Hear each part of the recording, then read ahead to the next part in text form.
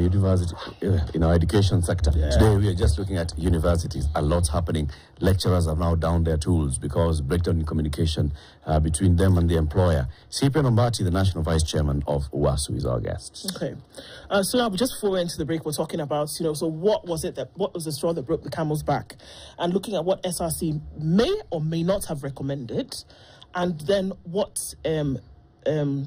IPUCCF said they said. So it could be, a whole game he of said, she said, yes. But then to have everybody on the table at the same time talking one to the other has not happened. And so that is what now we saw yesterday, where everybody said, okay, fine. Until and unless we can have something substantial, then UASU says we're going to withdraw and down tools. And that happened yesterday. So what exactly are we seeing happening around public universities? Non-academic and academic staff have downed their tools. So basically learning in public universities ceased from yesterday? Yes. Okay.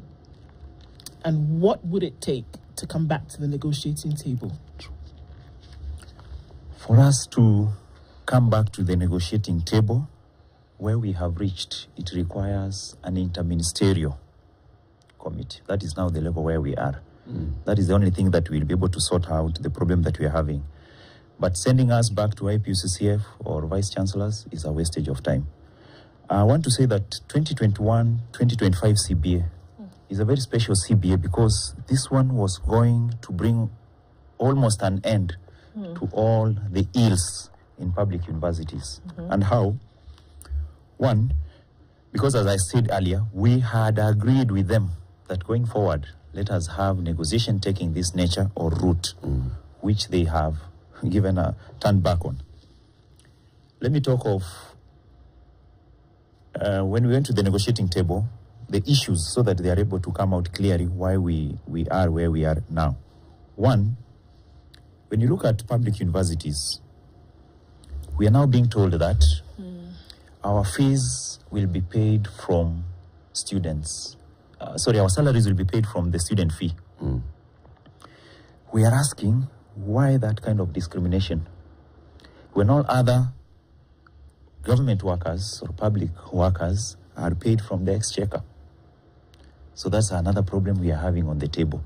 We don't want to be paid from the fees collected by students. You and I know that fee collected from students cannot be able to sustain a university or run a university.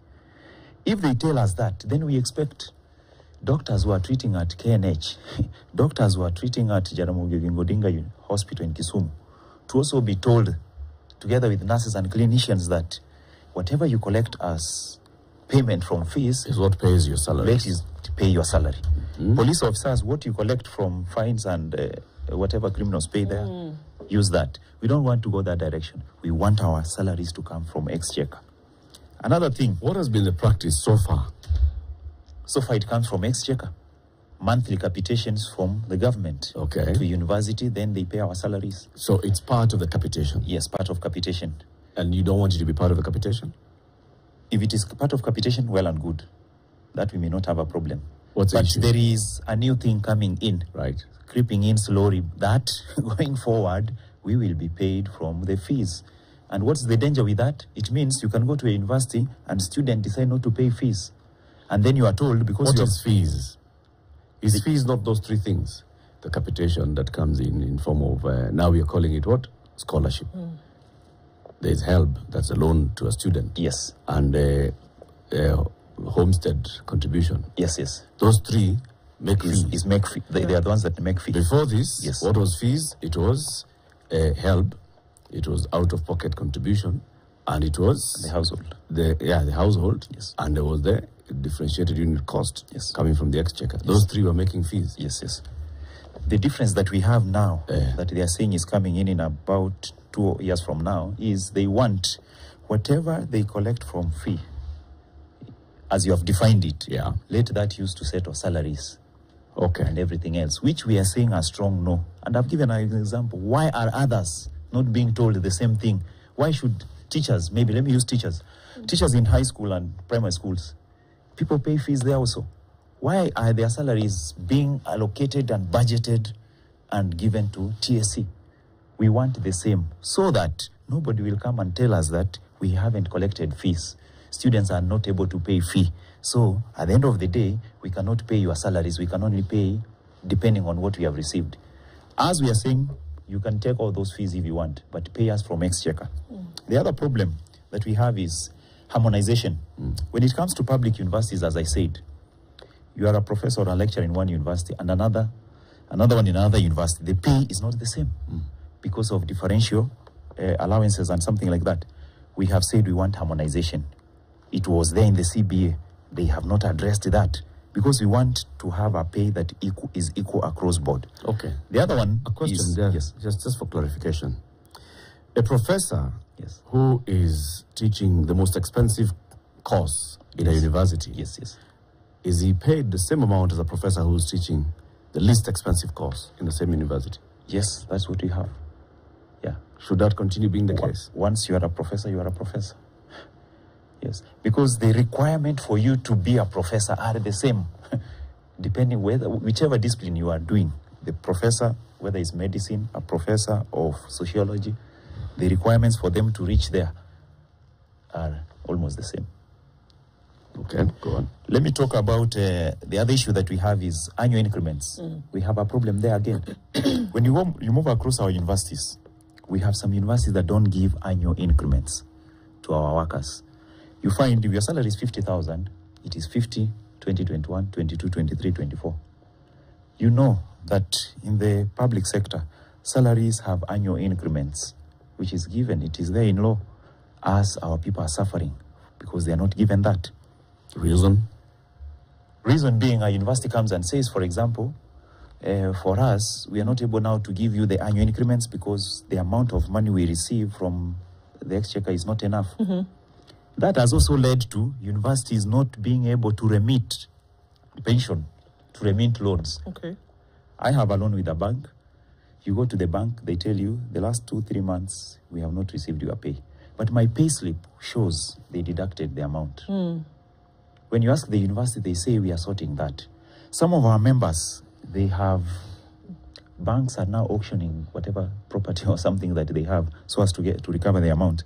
And that is one reason we are saying, let us have uniformity across public universities so that you don't feel differential treatment here. Another university is also doing its own thing. So those are some of the issues that we have. Like, for example, now in Moi University, they are out. For the last 4 months, nobody has addressed their issues. Technical University of Kenya, they have been out. In fact, if you look at the mess in universities, like I can see it here in the newspaper, it totals to 75 billion shillings. That is what they need today. If the government provides 75 billion, then most of our problems will be solved. They promised that during campaign. Nothing has happened. Egerton University, if I talk about Egerton University, you are given a pay slip. You are given a salary that is not 100%, maybe 50% of your salary. You are told this other one is deferred pay. It is written there in your pay slip. It is accumulating month by month. At the end of the day, you find like you are being told, we owe you for the last 3 or 4 years, we have you at 2.5 million. Because they have not paid you. Tell me, how will that lecturer deliver in a class?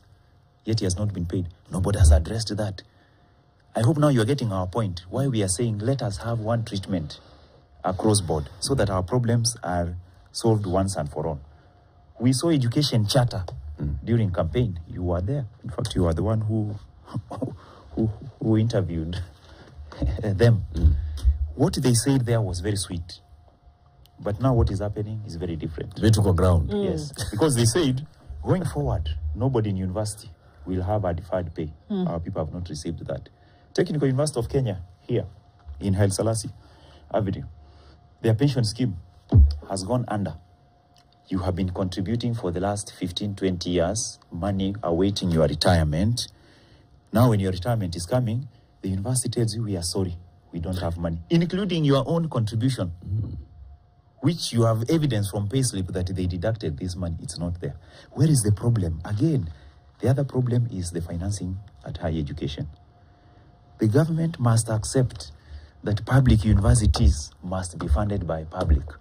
Forget about these formulas of the fees, model, I don't know, band 1. Those are good only to the public sweet to them sometimes, but the reality is they must sit down and have a way to finance these universities so that we don't go under.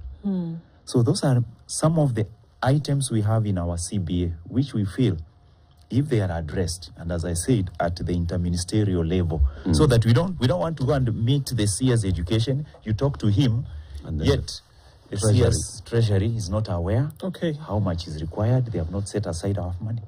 Do you think it's an issue of inadequacy of funding? Not really. I can say yes. Do you think if they said today that they were going to set aside 75 billion shillings to sort out the issue that is at the universities today, that they could be able to get it, in other words? Yes. Our problems will be solved hand in hand with the management at the university. Like now, if you look at Moi University, if I was to advise the government, let them overhaul the management at Moi University.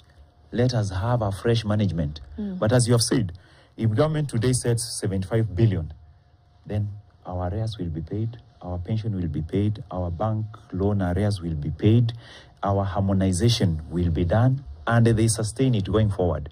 The problem we are having is this treatment where we are treated like not Kenyans. If you look at civil servants, for example, have you ever seen them complaining? Another issue we have is car loan and mortgage. SRC gave car loan and mortgage in the year 2015. We are now 10 years. Public university workers, they have never seen it. Civil servants have received it. They have bought houses, they have built houses, they have cars. Us, we don't have. You can see the demoralization that we go through at the university. But what causes all this? I mean, for example, SRC has recommended and approved car loan and mortgages. Yes. And none of the universities has been able to implement it so far. You talked about the others that are in law. I mean, you're supposed to get an annual increment if you're working in public service. Yes. It's an expectation. Yes. None of the universities has done this. Yes. What's causing this? The problem is inadequate funds. Kenya has money. Inadequate funds where? From government to universities. Because if they use the formula they are using, because there is nowhere worldwide you can use fees to sustain a university. That one, forget. Fees is just a small percentage on what is required to run a university. And government thinks that through loans, bursaries, and what they are calling as household, they will be able to run a university. Forget about that. Because that is, for example, let me ask you, if you were to do a library of 1 billion shillings for a university that has maybe a capacity of 30,000 students, the amount we collect from those 30,000 students in form of fees, I can tell you, cannot reach even 1 billion. It will be somewhere in the neighborhood of 400, 500 million per year. And then we have other operation costs within the university. So that is where we have a problem. What we have with the government, they are doing is, you know, vice-chancellors are public employees also. Yeah. So if the CS, the PS are their bosses, they give you, for example, a university requires 250 million per month in order for payroll. Then you are given 100 million. You are told, you see how to do that. You are also a leader. Where can you muscle 150 million in a month? Because at the university, we don't sell. We are not a supermarket to sell products. Okay. So what I hear you saying is that it looks as though the time has come for universities and their management councils to look beyond waiting for the exchequer to send money to get things done. That universities ought to operate in a model whereby other universities around the world operate, whereby you are bringing in funding using different kinds of initiatives. Is that what you're saying? The funding from exchequer has to increase. If a university payroll is 250 million, give them the 250 million straight for payroll. Not a shilling less. Yes, don't give them 100. And where do they get 150? That is what brings in the temptation where they don't pay your pension. You get it? But they deduct. They deduct your tax, your pension. They don't remit. They use it the next person. To do something else. To make the net 100%. When you go to them, they have not paid. When you ask them, they tell you, where do we get this money from? They've also made that suggestion, though. We've heard that has come from different quarters, whereby they say universities have to look at own source funding and revenue. Yes. That they have to look at that as an option. Is it something that can work in kind of symbiosis, or are you saying no? First of all, if you know that the payroll is this amount, exchequer, deliver that money, and then these other sources of funding that you talk about, we can think about that. That one is encouraged, that universities can also be able to source, even council. And that's normally what we ask them. You as council, how much have you sourced? Nowhere. But let us not run away from the responsibility. Public university is not a private university. It has to run using the state coffers. Taxpayers from exchequer, consolidated fund, we get money from there, we run our universities. So if these problems are looked at, to me, then our strike will come to an end. We'll be able to have normalcy back at the university, because where we are standing now, if we do the things the old way, we will not get it. You have talked of university getting funds. They cannot get funds from students. Why? In Kenya, all students who get C+ and above, they join university as government-sponsored students. Yes. Meaning, whom are you waiting for to come? Because for you to enter university, you must have a C+ and above. Yep. Yes. So that's why we are saying the government cannot run away from its responsibility. We have seen billions of shillings being splashed left, right to do things. Do we need those things? It's a high time we have a sit down and say, how do we do in terms of public university financing? Final but not least is to say, we require that harmonization. Let us be paid from exchequer like all others. If you come to promotion, our members are very angry. If you saw them on TV yesterday, and we have told members of management, even stay away from those people. Leave them to do their thing in strike. Because this is somebody who also has children. He has been deducted money. Cannot access a loan. Annoying. Loan is not being paid. In Moi University, a lecturer told us, I have given my laptop to a Duka so that I borrow every day what to eat. When I get money, I'll pay. If not, then they can auction that laptop. Is that where we want to go? So we are asking all these things that the government has to give this serious thought. But how do private universities, how do they operate? Where do they get their money from? How do they get money to run operations of the private university, to pay the lecturers in the private university, and all the other stuff? Where does the money for private universities come from? They have a funder, they have a sponsor, they have donors. For a public university, the financier, the donor, is nobody other than the government of Kenya. But many of them, the private universities, are not running as non-profit. They are not non-profit organizations. They are for profit. Even if they have a funder, this funder is looking at the bottom line. So how is it that private universities are able to run their operations from the money that they, what are the sources of money for them? Well, you have just answered it. You have said they are run as business. They have investors, people who have put their money there, and they know how they'll get it. But in public university, you see, the only person who can give money to run a state, because we are state corporation. But remember now, for public universities, we are not for profit making. Yes. You see, so what that means is the burden has to be borne by the government. World over, I can tell you for free, government institutions are run by government money, taxpayers. In Kenya, they want to bring a scenario whereby, for example, it is possible you can be able to run and generate from where. That's why I've said, what do we sell at university? So that you say, by evening we have some money. We don't have. Okay. We've seen now that the Environment Court has actually given orders to halt the strike, to prepare for negotiations between both sides. The Labour Court. Yeah, Labour Environment Court. Court. The Employment Court. What does that now portend? What would that mean? The court order? Yes. As of this morning. I haven't seen it. As of this morning. Yes. So I mean, it's just news coming in that they've said, look, halt the strike and let's go back to the negotiating table. Obviously just coming to your ears now, but what would that mean? Since I haven't seen, I may not really comment on it, and since it's a matter of the court, that one I leave. I hope they have served our National Secretary General, who is the person to respond to that. But as of now, our strike continues. This is our day 2. Cyprian, strikes in Kenya go the same way. Issue a strike notice, go on strike. The employer goes to court. The court declares the strike illegal, says workers need to go back to work. You expected the court to say go back to work. That is what I've said. For now, I may not comment. I don't know even the content of that, but we respond. I'm going back to office. The National Secretary, maybe even by now he has responded on that. But as of now, as where we stand, this is day 2 of our strike. Our member escalate the strike, let it bite till the government pays. The strike will only end when we strike a deal. That's what we said. And our deal for now is we must have an interministerial to end the problems in universities where we have reached. Our members were saying 1,000 ways of death. One of them is working in a public university. Yes. Cyprian Ombati is the National Vice Chairman of the university's Academic Staff Union. He's been our guest, telling us why all the university academic staff are on strike and what it will take for them to go back to work. It's 9 a.m.